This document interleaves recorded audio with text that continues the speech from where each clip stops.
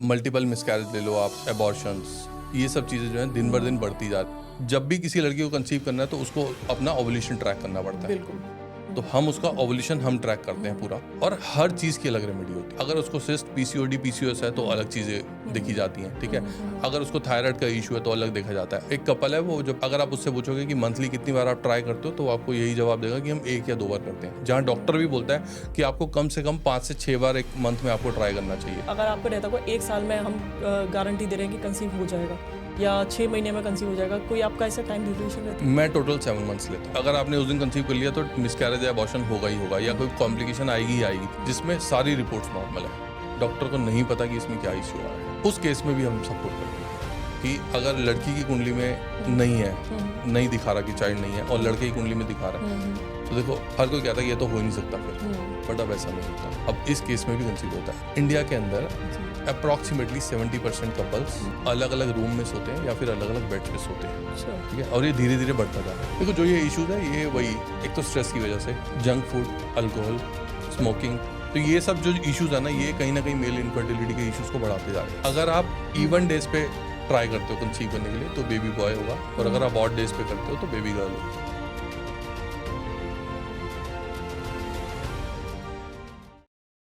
Welcome to Astro Weather Talk. एक और नए एपिसोड में आप सभी का बहुत बहुत स्वागत है। आज हमारे साथ हैं दर्शन अरोरा जी, जो कि एस्ट्रोलॉजिकली बताते हैं कि कैसे कंसीव करना चाहिए, कपल्स को हेल्प करते हैं और बहुत सालों से हेल्प करते आ रहे हैं कंसीविंग के लिए, बेबी प्लानिंग के लिए। तो आज इनसे बहुत सारी बातें डिस्कस करेंगे, इसी के ऊपर बहुत सारी रेमेडीज़ भी जानेंगे, किस तरीके से बेबी कंसीव होता है या एस्ट्रोलॉजिकली किस तरीके से हम कंसीव कर सकते हैं, कौन कौन से आपके प्लैनेट्स हैं जो आपके कंसीव करने में मदद करते हैं आपको, ये सब चीज़ें आज हम इनसे जानेंगे। तो शुरुआत करते हैं और स्वागत करते हैं इनका हमारे पॉडकास्ट पर। नमस्कार जी। राधे राधे।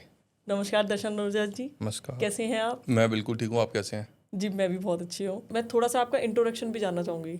दर्शन जी, आप अपना इंट्रोडक्शन बताइए, आपने क्या किया, कैसे शुरुआत हुई इस चीज़ की? देखो, एस्ट्रोलॉजी में पढ़ रहा था जी। अप्रॉक्सीमेटली 2005-6 से, ठीक है। बट वो वैसी वाली थी कि ऑन एंड ऑफ, की पैशन के लिए, कि थोड़ा पढ़ लिया थोड़ा नहीं पढ़ा, वैसा चल रहा था, ठीक है। उसके बाद मेरी शादी हुई 2013 में। वही पहले 2-3 साल वही था कि अभी तो घूमने की टाइम है और घूमेंगे फिरेंगे, उसके बाद ट्राई करेंगे।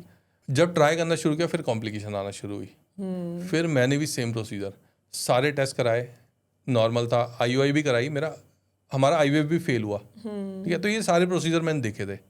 अब वही होता है कि जब इंसान ना एस्ट्रोलॉजर वाली चीज़ तब खोलता है जब सारी चीज़ें ट्राई कर लेता है, फिर लास्ट में जाएगा एस्ट्रोलॉजर के पास कि अब बताओ क्या हो गया। तो मेरा भी वही सीन था। तो मैंने लास्ट में कहा चल अब ठीक है, एक बार जब IVF फेल हो गया ना, तो फिर मैंने कहा यार अब तो कुंडली भी ना एक बार थोड़ा अच्छे से एनालिसिस करनी चाहिए और करवा लेनी चाहिए। वहाँ देखा तो फिर वो प्रॉब्लम दिख गई। फिर हमने उस चीज़ पे काम किया, और मानोगे नहीं, 18 जुलाई 2019 में IVF फेल हुआ था, और मेरी वाइफ ने कंसीव किया सितंबर में, 2 महीने के बाद। तो वहाँ से हो गया कि जब इसका हो सकता है तो फिर बाकी लोग जो परेशान घूम रहे हैं उसका क्यों नहीं। तो IVF से हुआ या नॉर्मल? नहीं, नेचुरल। नेचुरल? हाँ। अरे वाह। उसके बाद नेचुरल हुआ, जबकि हमारे पास IVF के अटेम्प्ट थे, हमारे पास एम्ब्रियो भी पड़े हुए थे, सब कुछ था हमारे पास, बट फिर भी नेचुरल हो गया। वहाँ से फिर हुआ कि अब जब ये हो गया है तो बाकियों को भी क्यों नहीं।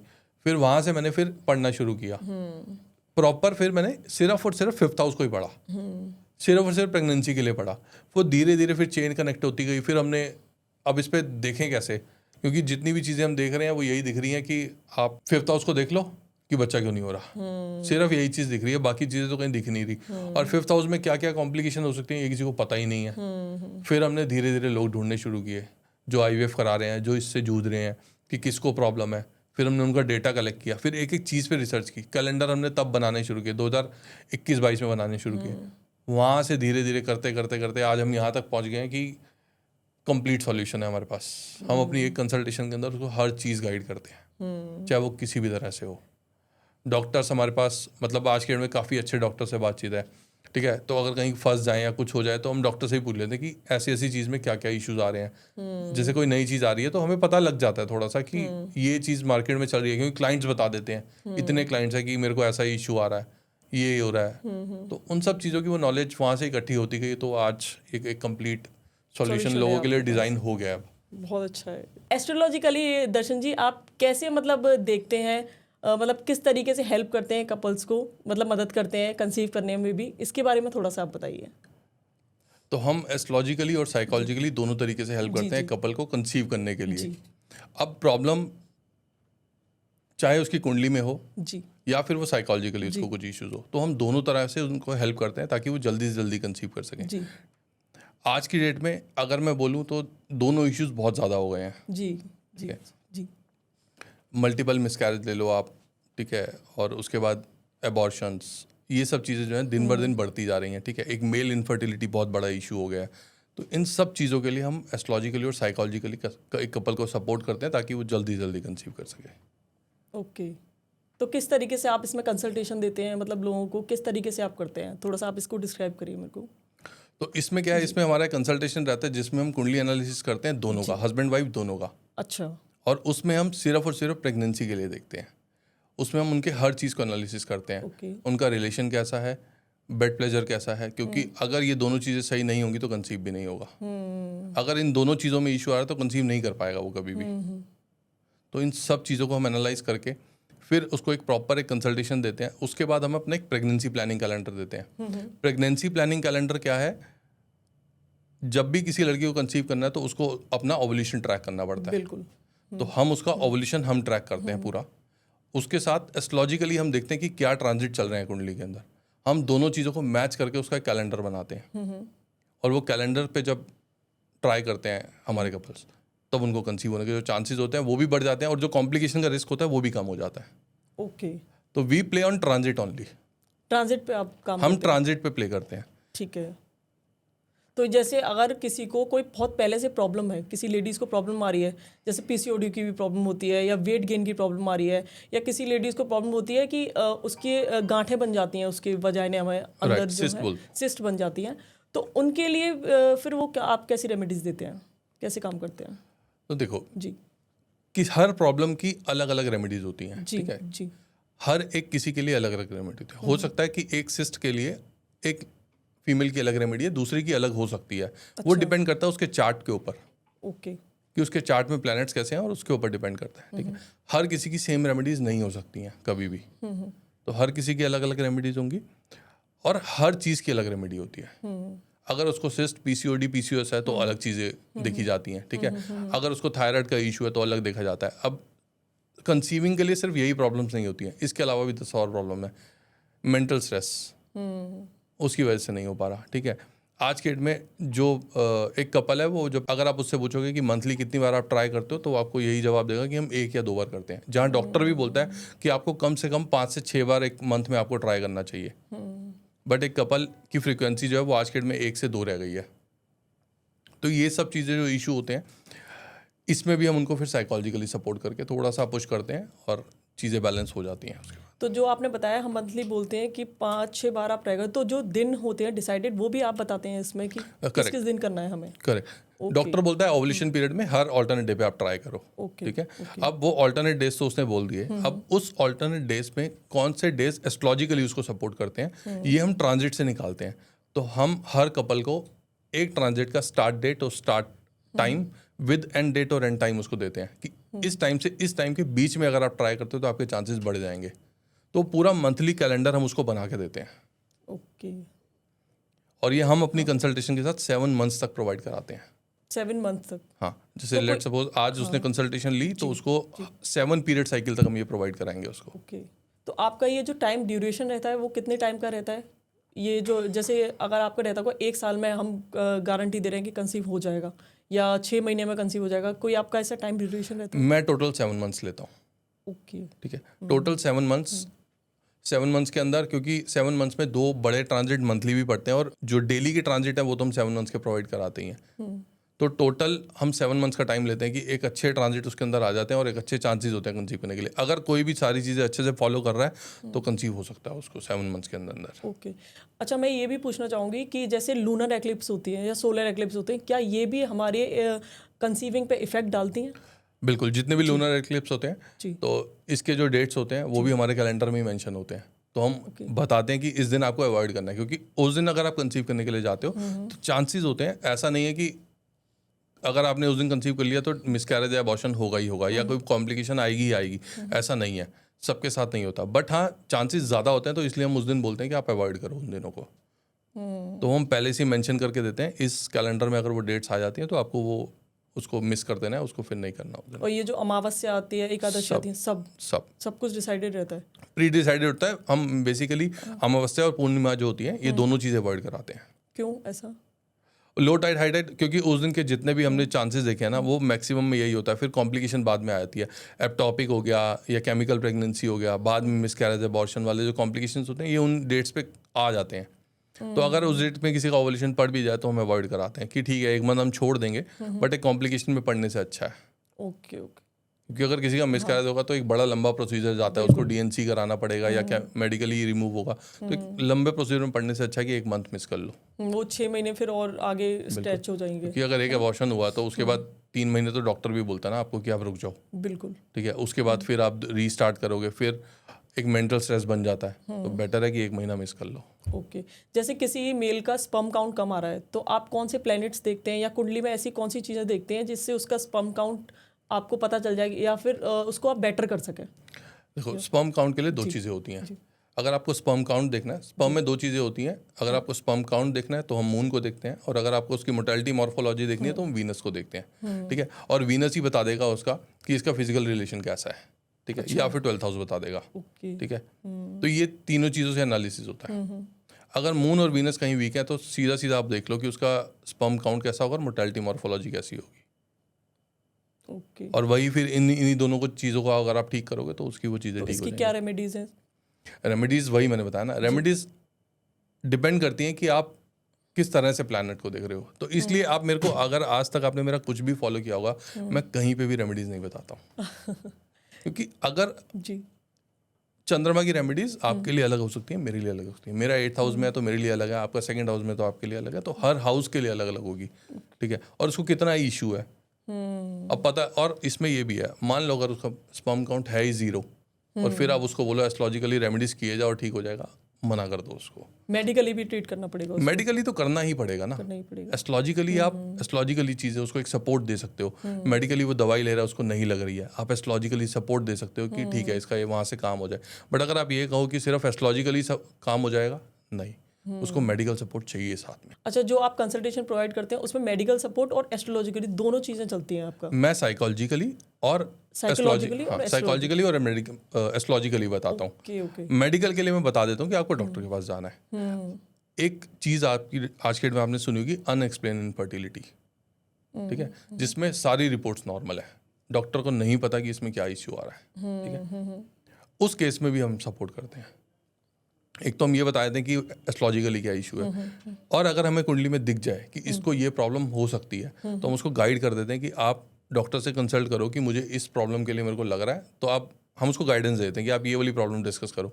और बहुत सारे केसेस में वो चीज़ें निकलती हैं। तो अगर आप हमारे रिव्यूज़ भी देखोगे तो उसमें भी बहुत सारे केसेस ऐसे हैं जहाँ पे हमने बताया कि आप डॉक्टर के पास चले जाओ, आपके स्पर्म में इशू है, आप रेमेडीज़ करो, स्पर्म में इशू निकल के आ जाएगा, जो भी सामने होगा वो सामने आ जाएगा, वो निकलते हैं। अच्छा, बहुत सारे केसेस। अगला क्वेश्चन मेरा ये रहेगा कि जैसे कुंडली में कौन कौन से ग्रह हैं जो हमारे ये दोष बनाते हैं, या कौन कौन से ऐसे दोष हैं जो ये चीज़ें प्रॉब्लम लाते हैं हमारी लाइफ में? देखो कुंडली में अगर 5th हाउस और 8th हाउस कनेक्टेड हो जाए, अच्छा, तो ये यहाँ पे कंसीव होने नहीं देगा। अगर हो गया तो मिसकैरेज, हो गया तो मिसकैरेज हो गया तो मिसकैरेज। ठीक है, इस केस में बस इतनी सी कंडीशन है, अगर यहाँ जुपिटर सपोर्ट कर देगा फिर तो कोई बात नहीं। अगर जुपिटर ने यहाँ सपोर्ट नहीं किया तो उसकी सिचुएशन यही चलती रहेगी, या तो कंसीव होगा नहीं, और हुआ तो मिसकैरेज होगा। इसमें सपोर्ट चाहिए या जुपिटर का या 11th हाउस का। और 11th हाउस अगर सपोर्ट कर भी देगा तो उस केस में भी ये केस मैक्सिमम ऐसे केसेस जो होते हैं वो IVF से होते हैं। अच्छा, तो IVF का क्या रहता है इसमें? IVF देखो, एक ना बहुत सारी एक आज के डेट में चीज़ चलती है कि अगर लड़की की कुंडली में नहीं है, नहीं दिखा रहा कि चाइल्ड नहीं है, और लड़के की कुंडली में दिखा रहा है, तो देखो हर कोई कहता है कि ये तो हो ही नहीं सकता फिर, बट अब ऐसा नहीं होता। अब इस केस में भी कंसीव होता है। अगर लड़की की कुंडली में नहीं है तो लड़का एग डोनर लेकर के कंसीव करवा सकता है। अच्छा, और अगर सेम लड़के की कुंडली में नहीं है तो आज के डेट में स्पर्म डोनर लेकर के लड़की कंसीव कर सकती है। ठीक है, तो ये वाला चैप्टर भी एक था जो चलो बीच में आ गया, तो ये स्टोरी भी अब खत्म हो चुकी है। ओके।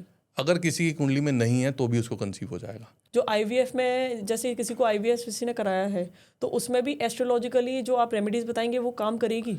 बिल्कुल, रेमेडीज सेम होती हैं। देखो, जी, remedies चाहे same कंसीव करने के लिए रेमेडीज सेम होती है, ठीक है। और जो डेट्स होती हैं ट्रांजिट की वो भी सेम होती है। तो उसमें क्या होता है, वो डेट्स कैसे काम करती है, हमारा कैलेंडर उसमें कैसे काम करता है। जब उसको एम्ब्रियो ट्रांसफर कराना होगा तो वो डेट्स हम उसको प्रोवाइड कराते हैं। अच्छा। डॉक्टर की डेट्स, जो डॉक्टर डेट्स देता है और जो हम डेट्स देते हैं, उसमें सिर्फ कुछ घंटों का फर्क हो सकता है। या तो वो मैच होगी, और अगर मैच नहीं भी हुई तो कुछ घंटों का ही फर्क होगा, इससे ज़्यादा नहीं होता। तो वो उसके लिए एक सपोर्ट हो जाएगा कि जब इतना पैसा खर्च ही रहे हैं तो एक ठीक है एस्ट्रोलॉजिकली सपोर्ट भी डाल देते हैं कि एक अच्छा रिजल्ट आ जाएगा उससे। सही बात है। वो भी हम करते हैं। दूसरा, हम डोनर एग में सपोर्ट करते हैं। डोनर एग या डोनर स्पर्म अगर किसी ने लेना हो तो किस डोनर का लेना चाहिए, ठीक है। तो उनके पास डोनर के ऑप्शंस होते हैं 2-3, तो हम उसकी डेट ऑफ बर्थ से बता देते हैं कि आपको कौन से वाले डोनर का लेना चाहिए। अच्छा। उस डोनर को एनालिसिस कर लेते हैं, क्योंकि देखो, जिसका भी अगर आप स्पर्म डोनर लो या एग डोनर अगर किसी ने लिया तो क्या उसका वो जेनेटिक इफेक्ट भी तो आएगा ही ना कहीं आता है, ठीक है। तो अब किसके जेनेटिकली किसकी चीज़ें ठीक हैं, तो वो थोड़ा सा देखो प्रॉपर तो नहीं मिल पाता, क्योंकि आपके पास प्रॉपर ना टाइम है ना कुछ है, सिर्फ डेट ऑफ बर्थ है। आप डेट ऑफ बर्थ से एनालिसिस करते हो और फिर उसमें से हम देख लेते हैं 4 में से कौन सा सबसे ज़्यादा बेटर है, और उसके लिए सजेस्ट कर देते हैं कि आप इसके साथ ये वाला ले लो। ओके। जैसे ज़ोडिएक साइंस होते हैं, किसी का मकर राशि हो गई, कुंभ राशि हो गई, तो क्या राशियों के हिसाब से भी आप बता सकते हैं कि कौन सी राशि ज़्यादा फर्टिलिटी है, किस राशि की ज़्यादा, ये भी आप बता सकते हैं? देखो, इसमें मैंने ना प्रॉब्लम आपको बताई 2 में। एक, अगर किसी का सिंह लगन होगा, ठीक है, वो और कुंभ लगन, ये 2 जो लगन होंगे, इस केस में 5th और 8th हाउस हमेशा कनेक्टेड ही मिलेगा। अच्छा। तो इनको तो प्रॉब्लम आएगी। अच्छा, इन दोनों राशियों इन दोनों को ऐसी, आप आईवीएफ सेंटर में चले जाओ और वहाँ पे जितने लोग बैठे हैं उनकी सबकी कुंडलियाँ ले लो, 70% आपको यही दोनों मिलेंगे। ये आपने मतलब अपने केसेस में देखा है? अपने केसेस में देखा नहीं, मैंने केस स्टडी किए हुए हैं। केस स्टडी किए हुए हैं? हाँ, तो आप वहाँ जाओगे आपको यही लोग मिलेंगे जी। अगर आप देखोगे ना, एक प्रोबेबिलिटी होती है कि अगर एक दिन में मान लो 100 लड़कियों के पीरियड्स आ रहे हैं, ठीक है, तो आपको क्या पता है, तो हम यही मानते हैं कि 12 शनि वाले होंगे और फिर हम उसको इक्वली डिवाइड कर देंगे 9 पार्ट्स में, ठीक है। ये शनि के, ये राहु के और ये केतु के, ऐसे से। ऐसा नहीं होता। मेरे पास डेली 100 से 150 कैलेंडर में बनाता हूँ, ठीक है। 60% जो होते हैं ना वो एक ही प्लेनेट के होते हैं। अच्छा, ऐसा भी है? लेट्स सपोज जैसे अगर आज किसी के पीरियड्स आ रहे हैं तो उसी के आएंगे जो शनि के नक्षत्र में है। 60% केसेस शनि के नक्षत्र के आएंगे आज, जो कल आएंगे वो किसी और के नक्षत्र के आएंगे। बट नॉर्मली क्या होता है, जब हमने ये स्टडी नहीं किया होता तो हम यही मानते हैं कि ये तो इक्वल डिवाइड हो जाएगा, बट ऐसा नहीं है। तो जब डेली मेरे पास रिपोर्ट्स आती हैं तो उसमें हम कैलकुलेट करते हैं कि आज कितने परसेंटेज आया एक प्लैनेट का। तो प्लैनेट्स की जो पोजीशन है वो डिसाइड करती है? वो डिसाइड करती है कि कब तुम्हारा पीरियड्स आएंगे, कब तुम्हें कंसीव होगा, सारी चीज़ें। Okay okay. तो वो डिसाइड करते हैं। जैसे आपने किसी से पूछा कि ओवुलेशन पीरियड में क्या इशू आ रहा है, तो एक कपल आपको कहेगा कि हम ओवुलेशन पीरियड में बीमार हो जाते हैं, दूसरा कहेगा मेरी लड़ाई हो जाती है, तीसरा ट्रैवल करने चला जाता है। अब ये कैसे पता लगेगा कि कौन किसकी लड़ाई होगी, कौन बीमार होगा और कौन ट्रैवल करेगा? कैसे? उसके ओवुलेशन पीरियड का ट्रांजिट बताएगा। अच्छा। अगर उसका ओवुलेशन का पीरियड 6th हाउस में हो रहा है तो वो बीमारी होगा, 8th हाउस में हो रहा है लड़ाई होगी, 12th हाउस में हो गया तो वो ट्रैवल कर जाएगा, ठीक है। अब ये तो हो गए नॉर्मल केसेस। सबसे सही जो अगर पीरियड साइकिल आप कैलकुलेट करो तो हम ये मानते हैं कि अगर किसी भी लड़की के पीरियड 28 डेज के साइकिल पे आ रहे हैं तो वो परफेक्ट है, उसको तो कोई दिक्कत है ही नहीं ना, तो सब कुछ उसका ठीक है। बट कंसीव करने के लिए सबसे बड़ा इशू होता है, अगर उसका ओवुलेशन पीरियड कहीं पर भी फॉल कर गया, 6th हाउस में कर रहा है तो वो हर मंथ 6th हाउस में ही करता चला जाएगा, वो हर मंथ ओवुलेशन पीरियड में बीमारी होती चली जाएगी। ऐसा क्यों होता है? मून जो पूरा एक सारे ट्रांजिट जब कंप्लीट करता है तो उसको 28 दिन लगते हैं, और 28 दिन का ही साइकिल है, ठीक है। तो जब भी उसका वो पीरियड आएगा तब आप कैलकुलेट करोगे तो उसका हमेशा ओवुलेशन पीरियड 6th हाउस में ही आएगा। अगर पहली बार 6th हाउस में आ गया तो हमेशा 6th हाउस में आएगा जब तक उसके 28 दिन के चल रहे हैं। अब 2-3 दिन या तो ऊपर होने चाहिए या नीचे होने चाहिए। ऊपर होंगे तो वो ट्रांजिट जो है 7th हाउस में चला जाएगा, नीचे होंगे तो वो ट्रांजिट 5th हाउस में आ जाएगा, वहाँ वो कंसीव कर जाएगी। तो ऐसे आप बहुत सारे केसेस देखोगे कि 28 दिन का साइकिल चल रहा है, सब कुछ ठीक था, जैसे ही पीरियड 2-3 दिन ऊपर नीचे हुए उसके नेक्स्ट मंथ में वो कंसीव कर गई। तो आप कुछ रेमेडीज भी बताते हैं इसमें? कुछ नहीं बताते रेमेडीज? नहीं, रेमेडीज देते हैं, बट रेमेडीज सिर्फ चार्ट एनालिसिस करने के बाद। ओके। और हमारी कोई जनरल रेमेडी, रेमेडीज हूँ आपकी जो आप सबको बता सकें? मैं आपको रेमेडीज का ही बताता हूँ। रेमेडीज के लिए एक तो हम किसी बड़ी पूजा वूजा में नहीं डालते, जी जी। या आप ये पूजा करा लो या ऐसा हाँ, करा लो वो करा जी। लो, कुछ नहीं, ठीक है। सबसे पहले हम जो इसमें हम जिस चीज़ पे कैलकुलेट करते हैं वो होता है हिट थ्योरी, ठीक है। लोगों को घरों में ही बताया था कि आपके घर पे यहाँ पड़ी हुई चीज़ आपको डिस्टर्ब कर रही है, इसको यहाँ से उठा लो। वास्तु। वास्तु, ओके। ठीक है। और वास्तु के लिए कोई हमें विजिट की ज़रूरत नहीं होती, कुछ नहीं। मैंने आज तक के आप जितने मर्जी मेरे केसेस उठा के देख लो, आप जिससे मर्जी बात कर लो, वो आपको बता देगा कि ना तो कोई विजिट करानी पड़ी, ना कोई मैप बनाना पड़ा, सिर्फ जस्ट एक फ़ोन पे बता देता यहाँ पे ये चीज़ पड़ी है उसको उठा लो। सारी चीज़ें नहीं हिलानी होती। तो आप साइकोलॉजिकली या साइकिक पावर यूज़ करते हैं? आप इसमें क्या करते हैं? नहीं नहीं, एक जस्ट कैलकुलेशन है, एस्ट्रोलॉजिकल कैलकुलेशन है। किसी का भी चार्ट देख करके अगर उसको कोई प्रॉब्लम आ रही है और वो वास्तु में दिख रही है कि डिस्टर्ब कर रही है, तो वो चीज़ वहाँ पड़ी होगी, 110% पड़ी होगी। और मैं अपने हर क्लाइंट को यही बोलता हूँ, जब मैं उसको बताता हूँ कि ये चीज़ यहाँ पे पड़ी है या ऐसा कुछ है, तो मैं उसको ये साथ में बोलता हूँ, और ये चीज़ जो आप देखोगे तो 110% ये चीज़ वहाँ पड़ी हुई है। कोई ऑप्शन नहीं है, मतलब ऐसा नहीं है कि हो सकता है हो सकता है ना हो।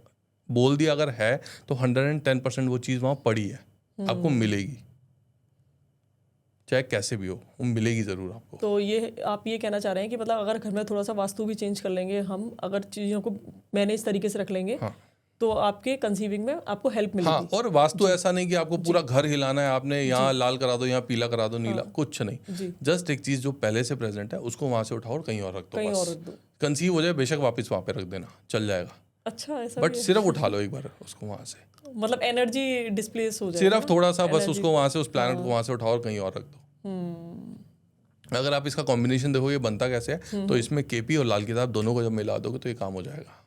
ओके। तो उसकी जो छोटी छोटी आप किस तरीके से करते हैं, आप थोड़ा सा इसको समझाइए मेरे को। देखो, लेट सपोज जी। कि मुझे कुंडली में दिख गया कि कहीं पर आपको शनि इफेक्ट कर रहा है और आपका कंसीव नहीं होने दे रहा, जी जी ठीक है। जी।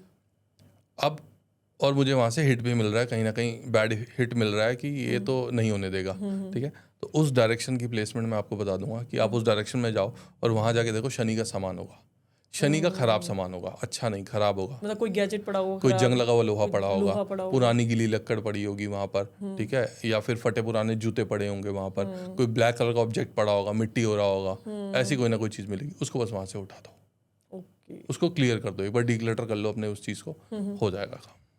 अच्छा, फिर काम बन जाएगा कंफर्म बनेगा 200%। 200% भी कह सकते हो आप, अगर उसने सारी चीज़ें ढंग से कर ली तो हो जाएगा। मैं आपको अभी एक केस बताता हूँ। जी जी जी।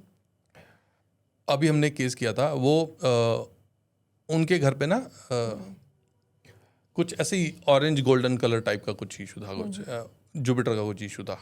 तो मैंने उनको बोला कि इस डायरेक्शन में ये चीज़ है। उन्होंने उसी टाइम देखी, वो वहीं अपने घर पे ही थे, तो उन्होंने कैलकुलेट कर लिया कि हाँ यहाँ पे है। उन्होंने वो चीज़ वो हटा दी, और हटाने के बाद 2 महीने हो गए, कंसीव नहीं हो रहा, कंसीव नहीं हो रहा। मैं कहा कोई बात नहीं, टाइम लगता है, अब ये थोड़ी ना कि अब हटा दिया तो होते ही, मतलब हटाते ही कंसीव थोड़ी हो जाएगा, टाइम लगेगा। धीरे धीरे चीज़ें आगे बढ़ी। उसके बाद उनकी जो वो इंटीमेसी थी ना, वो भी ज़ीरो थी। मतलब मंथ में अगर आप बोलो तो उनका वो वही काउंट था, फ्रीक्वेंसी 1 या 2 का, ठीक है। वहाँ से फिर धीरे धीरे फ्रीक्वेंसी बढ़ी, 3 महीने 4 महीने लगे, फ्रीक्वेंसी बढ़ी, आज वो कंसीव्ड है। ओके।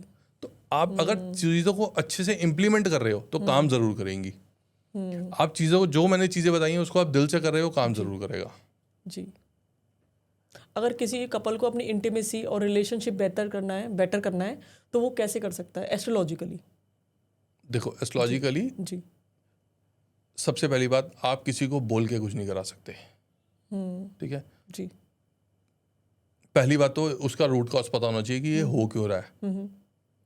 दोनों की बन नहीं रही और आप उसमें बोलो कि नहीं जी आप तो ट्राई करो, नहीं कर पाएंगे जी। पहले एक इमोशनल कनेक्शन होना पहले चाहिए, एक इमोशनल कनेक्शन होना चाहिए, इमोशनल, ठीक है। जी। आज की डेट का सबसे बड़ा चैलेंज है स्लीप डाइवोर्स। आपको पता है स्लीप डाइवोर्स एक नया वर्ड है मेरे लिए। जी इंडिया के अंदर जी। अप्रॉक्सीमेटली 70% कपल्स अलग अलग रूम में सोते हैं या फिर अलग अलग बेड्स पे सोते हैं। 70%? 70%, ये आज का रेशियो है, अच्छा। ठीक है। और ये धीरे धीरे बढ़ता जा रहा है, सिर्फ इसलिए कि दोनों जो अपनी नींद है ना वो अच्छे से पूरी कर लें, ठीक है। और जब ऐसा देखो, एक बार कंसीव हो गया, बच्चा हो गया, उसके बाद अगर ऐसा चल रहा है तो चल जाएगा, कोई बात नहीं, ठीक है। बट अगर ये नहीं हुआ, कंसीव नहीं हुआ और आपको बेबी प्लान करना है, तो उन लोगों को मैं स्पेशल इंस्ट्रक्शन है कि ऐसा मत किया करो। एक इमोशनल कनेक्ट है जो टूट जाएगा, बिल्कुल, वो नहीं बन पाएगा दोबारा, और फिर आपको कंसीव करने में इशू आएगा। क्योंकि तब आप ट्राई करोगे कि हम अब कंसीव करने के लिए ट्राई कर लें, ठीक है, और इंटरकोर्स उस टाइम पे पॉसिबल नहीं हो पाता, ना वो प्रॉपरली हो पाता है, ना फिर वो कपल जो है कंसीव कर पाता है। फिर उसको जाना पड़ेगा, या तो वो आईयूआई कराएगा या फिर वो आईवीएफ कराएगा। उसके बाद 2 ही ऑप्शन होते हैं। और आईवीएफ का जो सक्सेस रेट है वो 30-40% का है, और आईयूआई का तो वैसे ही 12-15% का सक्सेस रेट है। तो उसको यही 2 चीज़ें ऑप्शन है उसके पास। वो नॉर्मल नेचुरली ट्राई नहीं कर पाएगा, और ना ही नेचुरली कंसीव कर पाएगा, वो उसको वो इशू आएगा। तो साइकोलॉजिकली आप क्या गाइडेंस देते हैं उनको, कपल्स को? देखो, साइकोलॉजिकली बहुत सारी चीज़ें होती हैं। अब डिपेंड करता है कि उस सामने वाले को प्रॉब्लम क्या है, ठीक है। एक मेल इनफर्टिलिटी का इशू है, ठीक है। अगर मेल को कोई इशू है, ठीक है,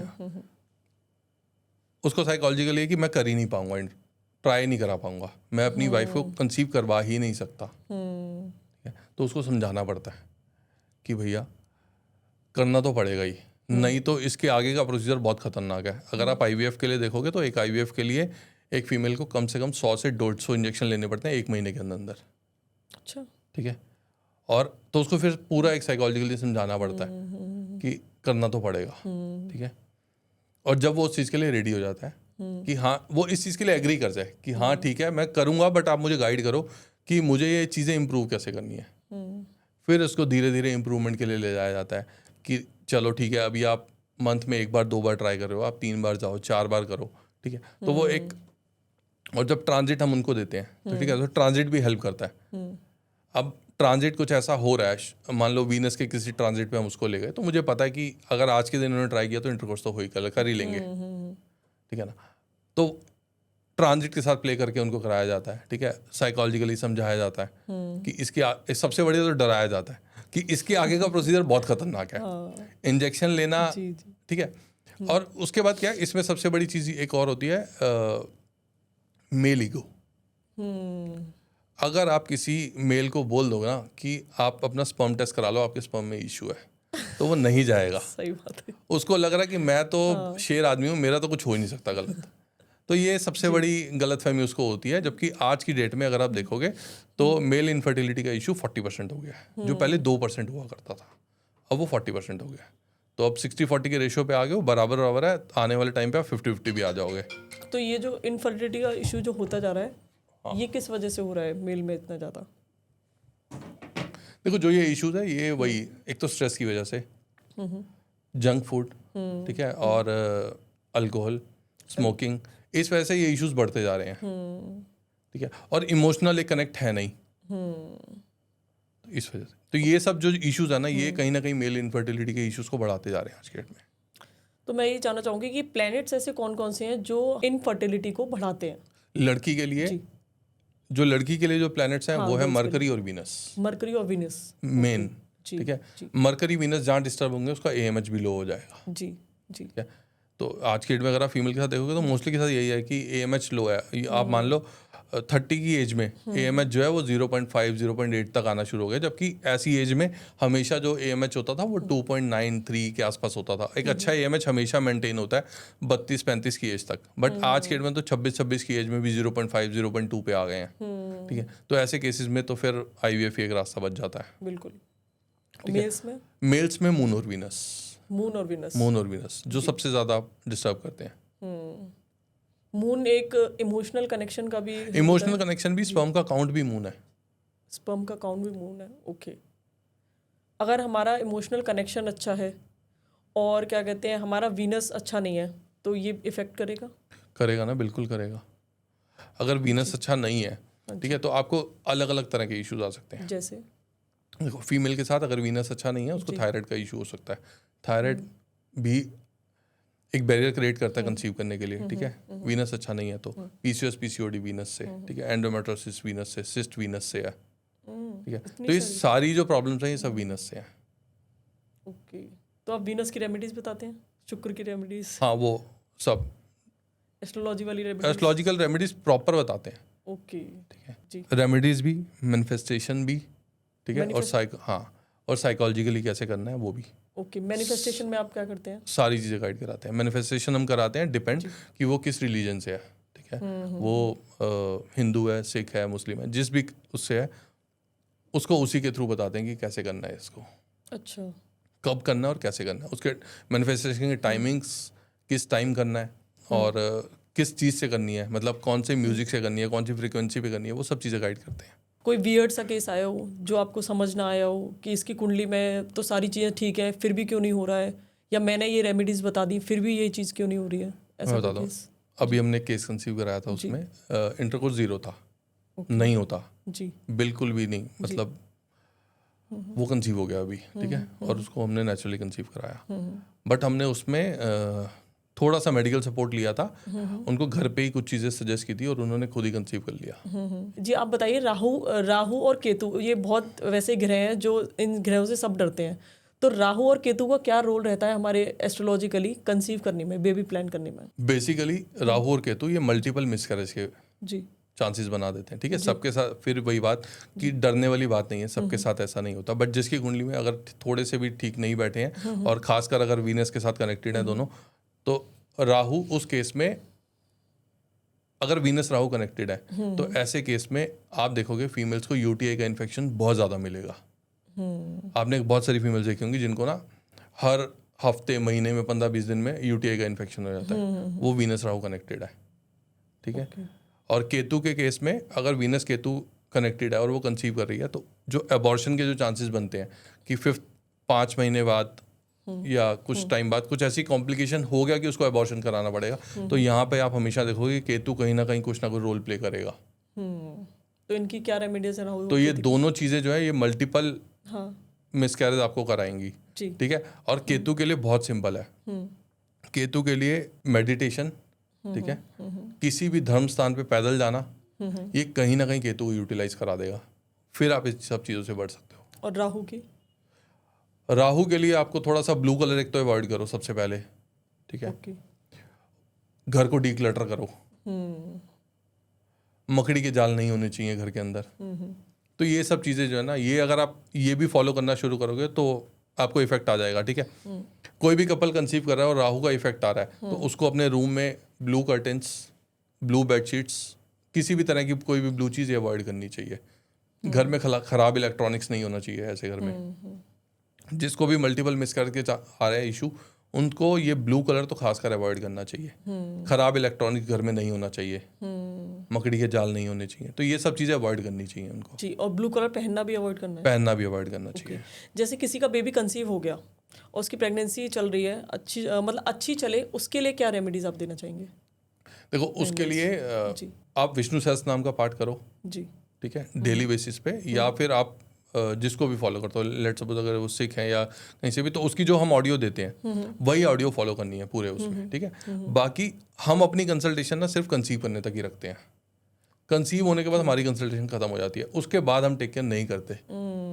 उसका रीज़न क्या है? कंसीव होने के बाद ना अब उसके सिर पे 10 लोग बैठे हुए हैं। एक योगा इंस्ट्रक्टर है कि आप ऐसी योगा कर लो, डॉक्टर अपनी चीज़ें बता रहा है, ठीक है, मम्मी अपनी चीज़ें बता रही है कि ये खा लो, सासू माँ अपनी बता रही है कि ये खा लो, और उसके बाद मोहल्ले वाले 10 गाइडेंस अलग दे रहे हैं, ठीक है। उसकी फ्रेंड ने बता दिया कि तू ये खा ले और तेरा बच्चा गोरा होगा, दूसरे ने बता दिया कि तू ये खा ले, तेरा बच्चे का दिमाग बहुत तेज होगा। तो वो हर चीज़ फॉलो करती है उस टाइम पे, और हम यहाँ छोड़ देते हैं।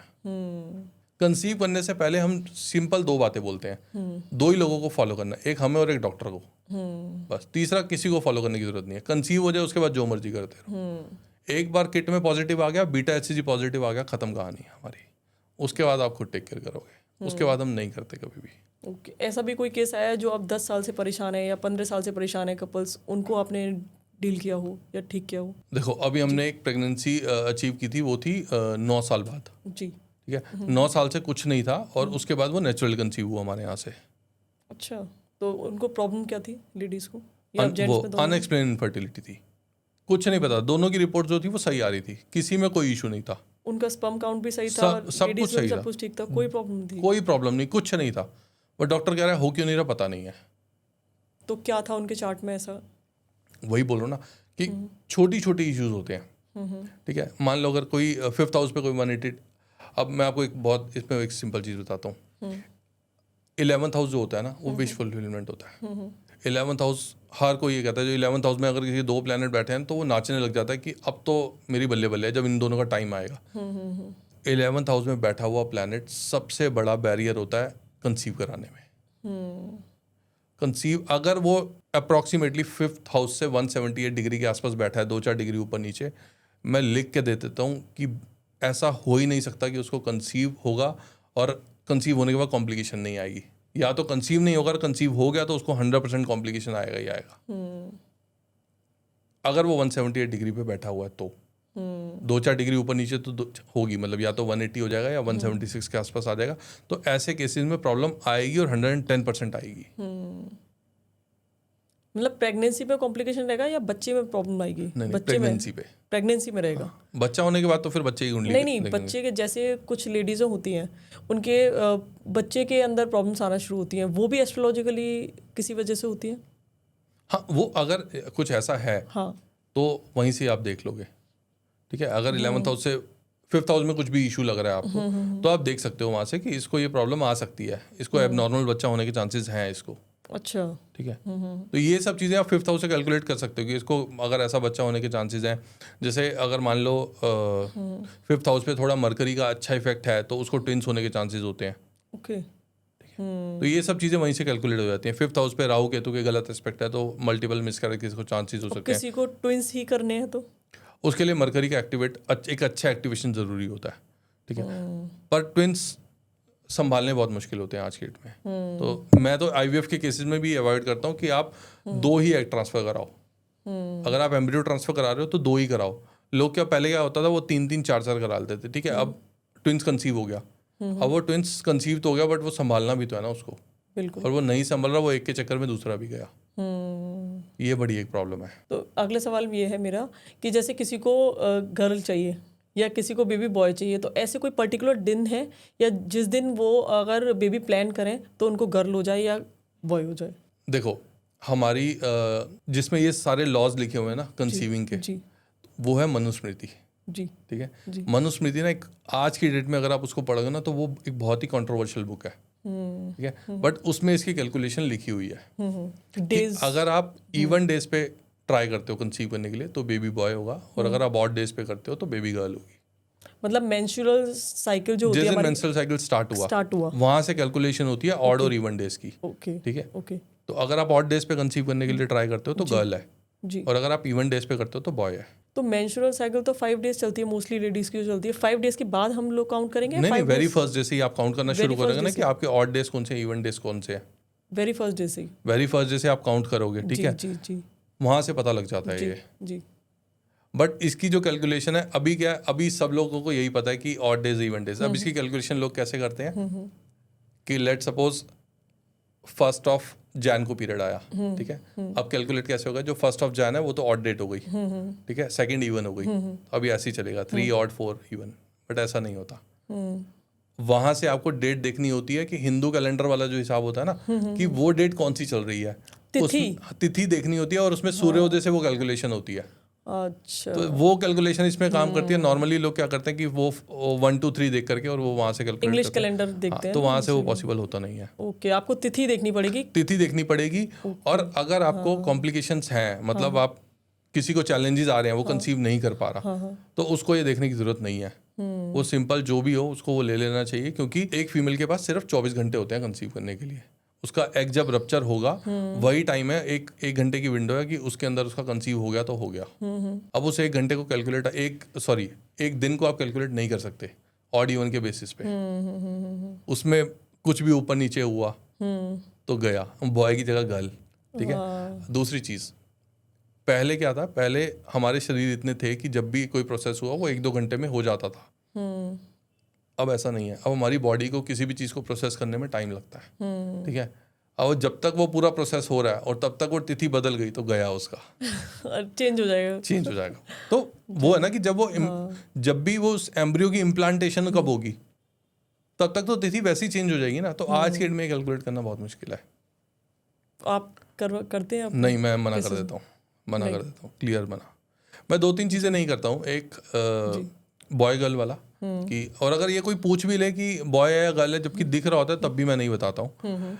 और दूसरा कि कितने टाइम में होगा। बहुत सारे लोग पूछते हैं कि गुरुजी ये कब हो जाएगा, मतलब हो जाएगा 6 महीने में हो जाएगा, साल में हो जाएगा, 2 साल में हो जाएगा। ये चीज़ें ना लोगों को लगता है कि ये बहुत इजी है, मतलब बताना तो इजी है, मैं बता सकता हूँ, ठीक है। बट लेट सपोज अगर किसी की कुंडली में मैं उसको बता दूं कि अभी 3 साल तक तो इसका योग है नहीं, और मैंने उसको बता दिया 3 साल नहीं होगा, वो 3 साल सिर्फ डिप्रेशन में घूमेगा। अगर कहीं कोई ट्रांजिट बीच में ऐसा आ गया जो उसको सपोर्ट करके ये काम करा सकता है, वो उस पर भी उसको कंसीव नहीं होगा, क्योंकि वो इसी डिप्रेशन में है कि 3 साल बाद ही होगा मेरा। तो वो साइकोलॉजिकली उसके माइंड में बैठ वो उसके माइंड में बैठ गया। अब आप उसके साथ कुछ भी लगे रहो, वो नहीं कर पाएगा कंसीव।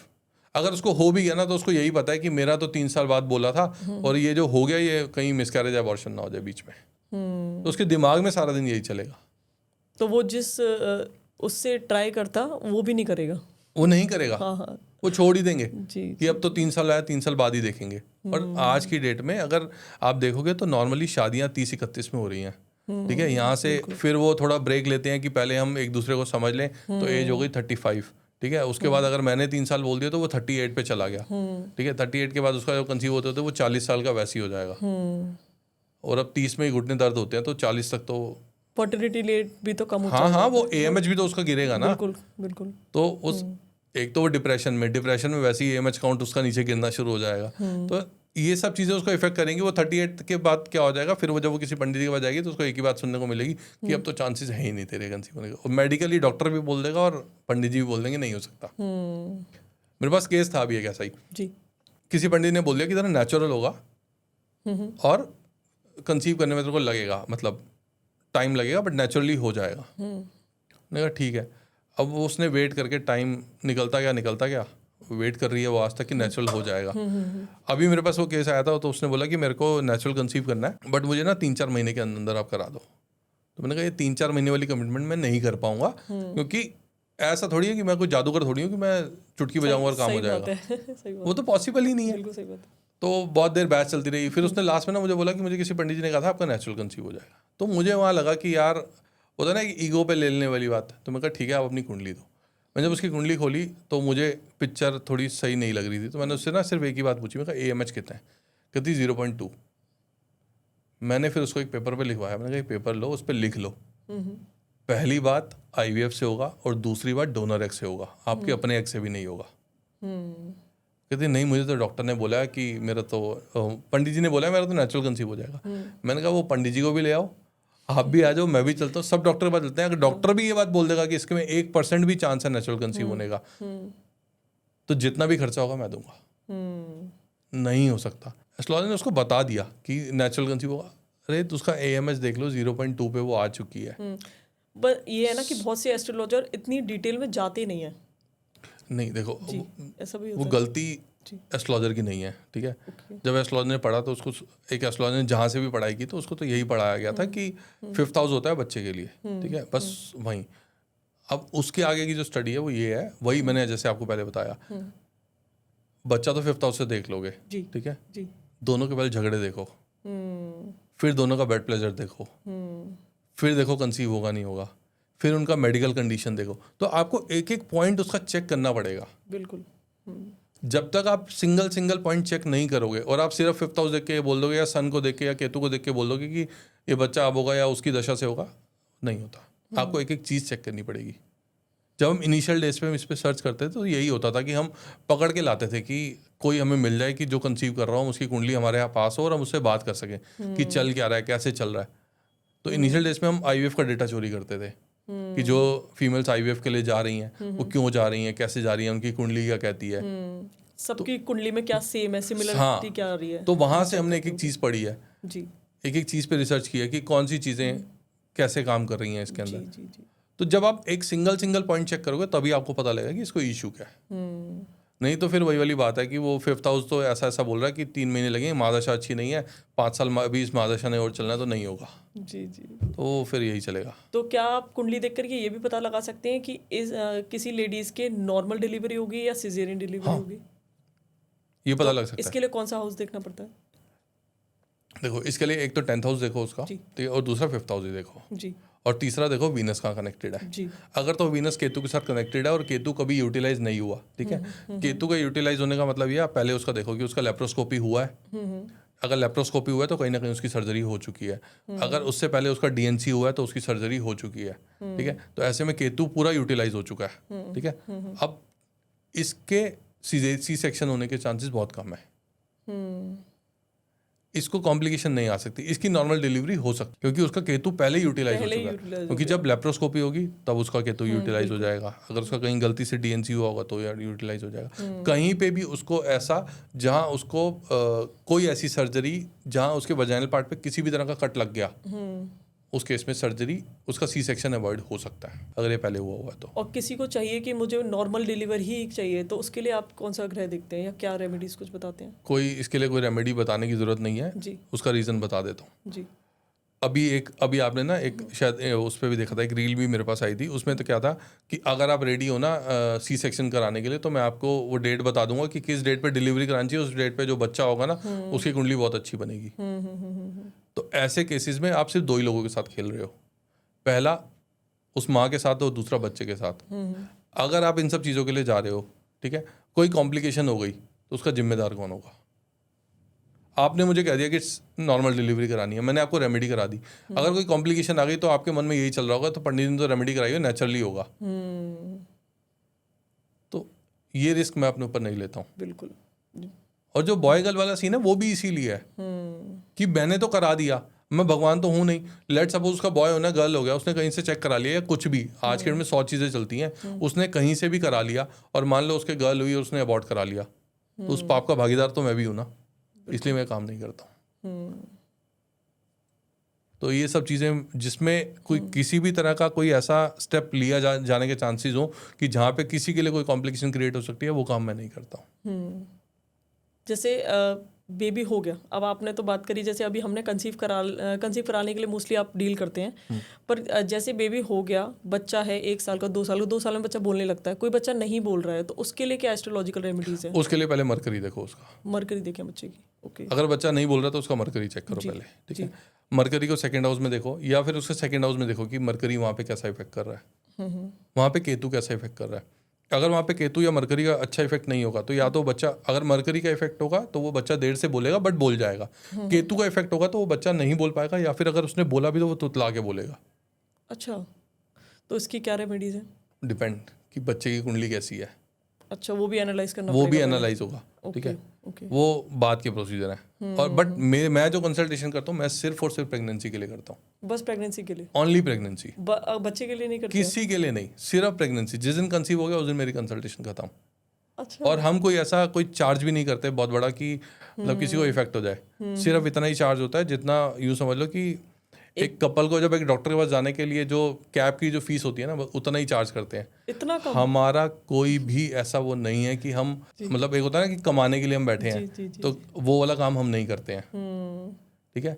अगर कोई हमारा कैलेंडर लेना, तो आपको मैंने क्या बताया कि उसमें हम 4 चीज़ें एनालाइज करके पूरा उसका एक कैलेंडर बनता है। वो हम सिर्फ 200 रुपये में बनाते हैं 1 मंथ का। जब हमारी कंसल्टेशन होती है तो हम 7 कैलेंडर फ्री देते हैं, ठीक है। तो हम ये पैसों के लिए तो बिल्कुल नहीं कर रहे हैं। सिर्फ इतना सा हमारा गोल है कि जिनको ये इश्यूज आ रहे हैं, जो इस चीज़ से गुजर रहे हैं, वो अपना इतना ही ड्रीम पूरा हो जाए उनका, बस हम इसी के लिए कर रहे हैं। हमारा कोई पैसों को लेकर के और ऐसा कोई गोल नहीं है कि हमें कुछ पैसा कमाना है। तो जबकि लोग हमारे यहाँ पूछते हैं कि कंसीव होने के बाद पूछते हैं कि कुछ देना हो तो बताओ, हम नहीं लेते कुछ भी।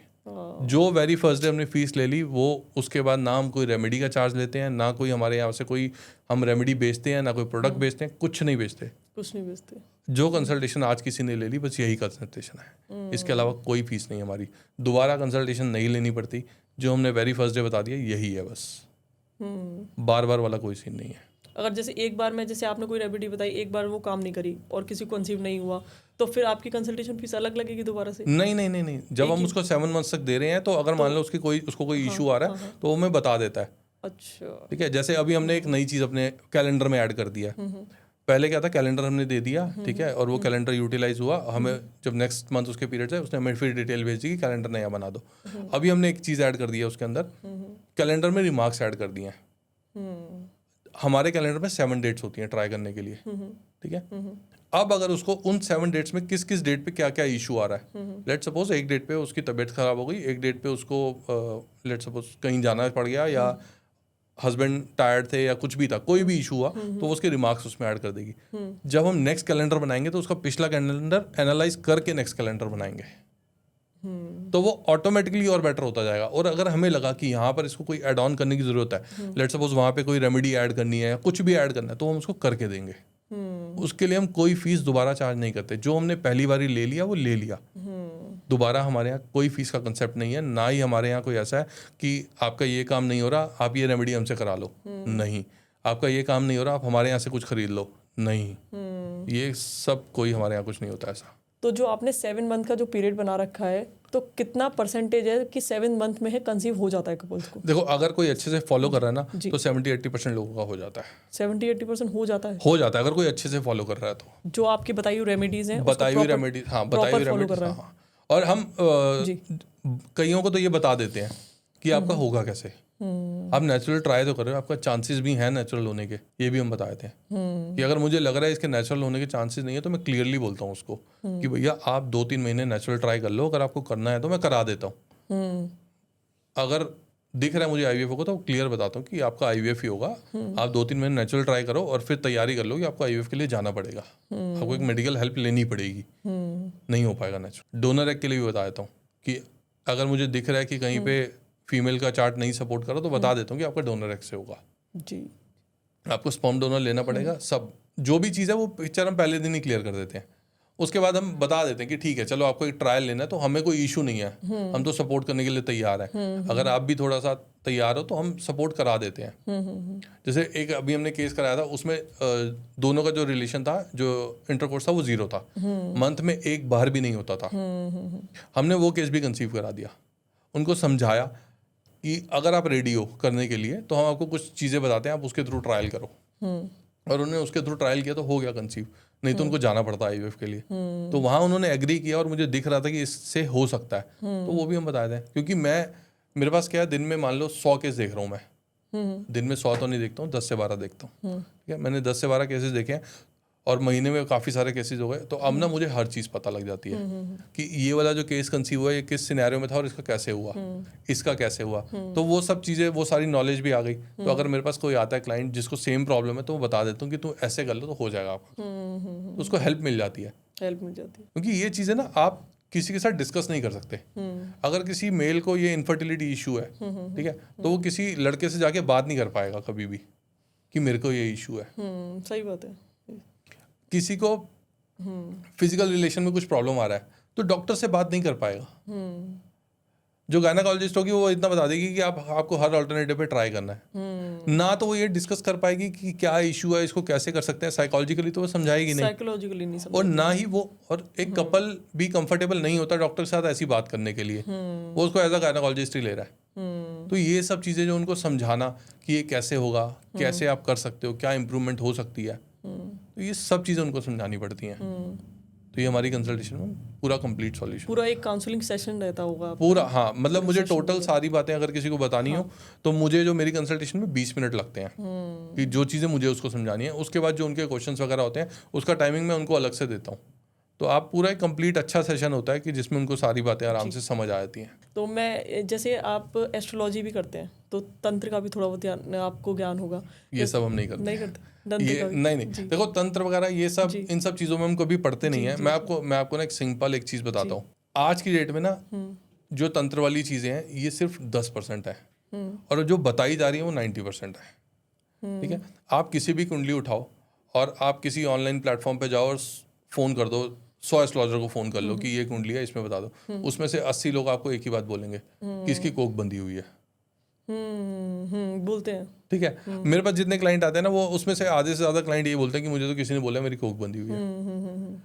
तो मैं उनसे यही पूछता हूँ कि देखो सबकी बंधी हुई है, सब हर बंदा बता रहा है कि ये बंधी हुई है, तो बांधने वाला भी तो कोई होगा, वो तो ढूंढ के लाओ। ऐसा बांधने वाला कोई नहीं, बंदी सबकी हुई है। कौन बांध रहा है? तो ये क्या, ये साइकोलॉजिकल इम्पैक्ट ज्यादा है कि किसी को डरा दिया, उससे पैसे ले लिए। अभी मेरे पास एक केस था राजस्थान से, उसमें क्या हुआ, वही वाली बात कि आपको ऐसा ऐसा इशू है, आपकी जो पूजा होगी वो शमशान में करानी पड़ेगी और ऐसा ऐसा ऐसा कि बलि देनी पड़ेगी कुछ, हाँ मतलब ये सब करके उसको उससे 1-1.5 लाख रुपए उससे मांग लिए। जी जी। मैंने कहा आपको कुछ नहीं करना पड़ेगा ऐसा, और अगर ऐसा कुछ है भी तो ये सब करके ठीक नहीं होने वाला। सिंपल है, पहले तो ये देखो कि ये है भी या नहीं है। ठीक है, ये भी कुंडली से चेक हो जाता है। ठीक है, किसी को अगर ऐसा इशू है तो चेक हो जाता है, और अगर है तो फिर उसके लिए मैं नहीं करता हूँ, चलो ठीक है आप अपने आप कोई देख लो, बट मैं नहीं करता हूँ ये सब चीजें। कि जैसे कि पता लगा लिया कि किसी ने कुछ करा रखा है, हाँ, अगर मुझे कहीं लग रहा है कि हाँ थोड़ा बहुत इफेक्ट है, जी। ठीक है। वैसे तो नॉर्मली जो मैनिफेस्टेशन वगैरह जो ऑडियोज वगैरह देता हूँ उससे रिलीफ आ जाता है। अगर कोई भी छोटा मोटा, देखो छोटी मोटी नजर सबको होती है, क्योंकि लड़की है, उसकी शादी हुई होगी, शादी के बाद वो घूमने गई, कहीं भी गई, तो हो सकता है थोड़ी बहुत नजर वगैरह का इशू हो, बट इतना ज्यादा नहीं हो सकता कि उसका बच्चा ही ना हो। नहीं, कोई ऐसा भी तो हो सकता है जेलसी हो कि तो कि बच्चा हो ही नहीं, हम ऐसा कुछ करा दें, उसके ऊपर तंत्र करा दें या कोई क्रिया करा दें। कौन करा रहा है? रिलेटिव्स हो सकते हैं, कितनी फ्रेंड्स हो सकते हैं। आज की डेट में इतनी जेलिसी और इतना टाइम किसी के पास नहीं है। जी। वही बोल रहा हूँ, ये चीजें सिर्फ 5-7-10% है। बताई 80% को जाती हैं कि आपके साथ ये इशू हो गया। 5-7-10% हो सकती है, मैं मानता हूँ इस बात को, बट सबके साथ नहीं हो सकती। सबको बताई जा रही है कि तेरी को बंदी हुई है, तेरी भी बंदी हुई है, तेरी भी बंदी हुई है। अरे सबकी बंदी हुई है, बांध कौन रहा है पहले तो ये बताओ।